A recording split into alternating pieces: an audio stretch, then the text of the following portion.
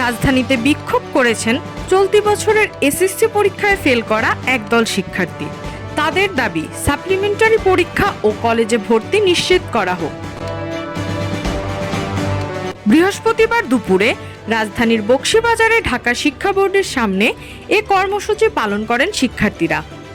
তারা 4 দফা দাবি তুলে ধরেন, যার মধ্যে আছে প্রশ্নপত্রের মানের সমন্বয়, অতিরিক্ত সাপ্লিমেন্টারি পরীক্ষা, পাশের নিয়মে পরিবর্তন এবং অকৃতকার্য শিক্ষার্থীদের কলেজে ভর্তি নিশ্চিত করা। ঢাকা বোর্ডের প্রশ্ন থেকে আমাদের 6,86,000 মানুষের প্রশ্ন, তারা কেন এসব মানুষদেরকে কেন খাওয়া দেখাচ্ছে? এমনও দেখা গিয়েছে যে এক বিষয়ের পরীক্ষা দিয়েছে 24 লেভেল পাস করে এবং 25 টাকা গেছে 3-4 ফেল করছে, কিন্তু কেন এই জিনিসটা কেন অবশ্যই তাদের দেওয়া উচিত। এবং গত 15 বছরের রেকর্ডে 2025-এ সবথেকে বেশি ফেল হয়, যার সংখ্যা দাঁড়ায় 6,662। এবছর আমাদের যতটুকু মনে হয় তারা শিক্ষা সংস্কার করতে পারেনি।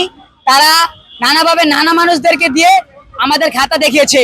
যেমন আমরা উদাহরণস্বরূপ আপনারা হয়তো বা দেখেছেন সোশ্যাল মিডিয়ায়, টিকটক, ফেসবুকে ভাইরাল অনেকে ছোট ছোট 7-8 শিক্ষার্থীরা আমাদের খাতা দেখতেছে। এসএসসি ব্যাচের অনেক টিচাররা যাদের যোগ্যতাই নেই, এক কথা বলতে হয়, তারা আমাদের খাতা দেখতেছেন। অনেকে লিখেছে ইংলিশে হেরে গেল, গণিত যুদ্ধে হেরে গেল, বিজ্ঞান যুদ্ধে হেরে গেল, সমাজ যুদ্ধে হেরে গেল, এই সাবজেক্টে হেরে গেল, কেমিস্ট্রিতে হেরে গেল, এমসিকিউতে হেরে গেল। তারা খাতা দেখে ঠিকই, কিন্তু উল্টা পাল্টা খাতা দেখে। তারা কোনো খাতা দেখার কোনো ভিতরে পড়ে না। সারা দেখবে, তারা ভাই সারা না দেখলে স্যারের সারা মেরার না দেখবে, সমস্যা কি? এখন যদি ওনারা বাচ্চাদের দিয়ে খাতা দেখায় তাহলে এই খাতার মূল্য কি? শিক্ষার্থীদের দাবি, এবছর 6 লাখের বেশি শিক্ষার্থী ফেল করেছেন। অনেকের অভিযোগ, এমসিকিউ ও সিকিউ অংশে আলাদা পাশের নিয়মের কারণে তারা অকৃতকার্য হয়েছেন।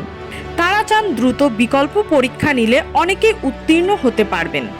এ বিষয়ে ঢাকা শিক্ষা বোর্ডের চেয়ারম্যান ডক্টর খন্দকার এহসানুল কবির জানিয়েছেন, শিক্ষার্থীদের দাবিগুলো শিক্ষা মন্ত্রণালয়ে জানানো হবে, তবে দাবি কতটা বাস্তবসম্মত তা যাচাই করে সিদ্ধান্ত নেওয়া হবে। Desk report, IVN News 24।